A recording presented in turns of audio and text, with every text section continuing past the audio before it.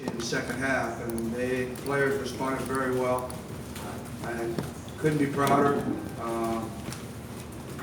We played about as badly as we could in that first half. We just didn't look like we had any fight whatsoever. It was so discouraging. And then they talked about it at halftime, and they came out and played with so much fight there in the second half.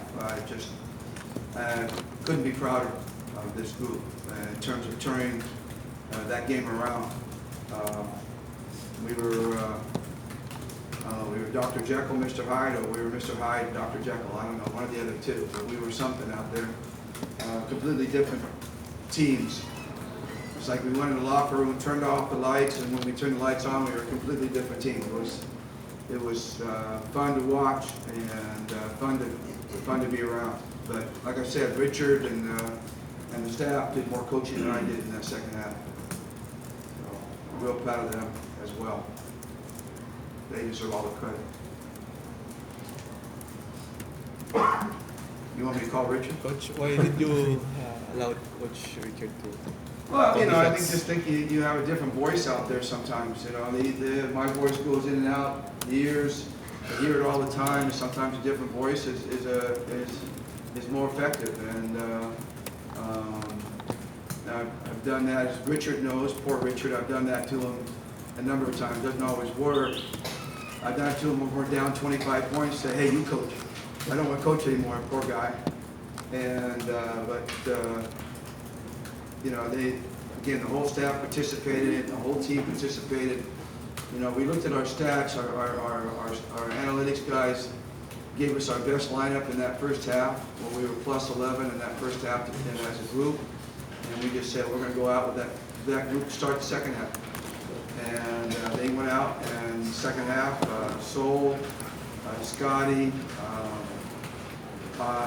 Aljon, Justin, and Japhet, they went out and just completely turned the game on its heels and flipped the game for us.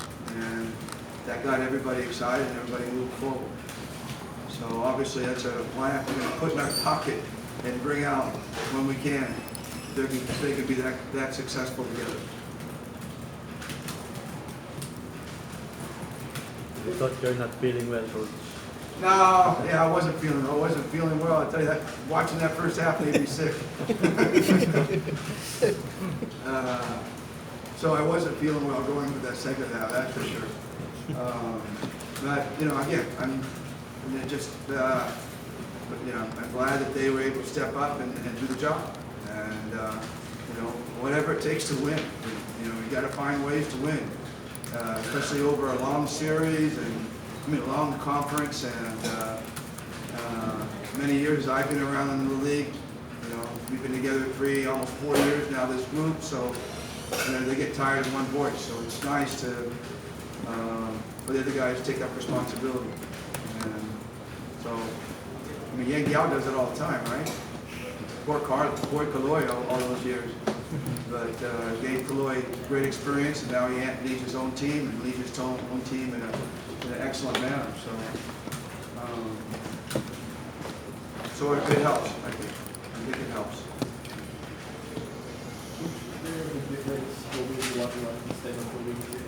Oh yeah, huge. Good point, huge. We're only playing 11 games. So you go down 0-2, you're already chasing literally everybody. Everybody's ahead of you. And it's a tough comeback. It doesn't mean you can't do it. Magnolia was 0-3 last conference and came back and went to the finals.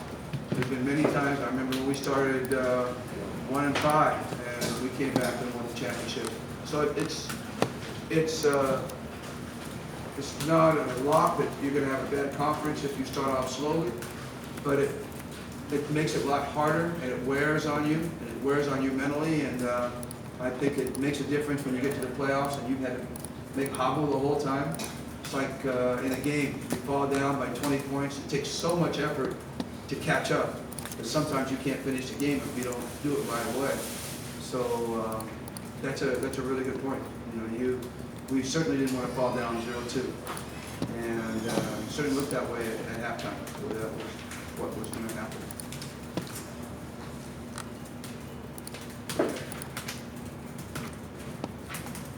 Questions?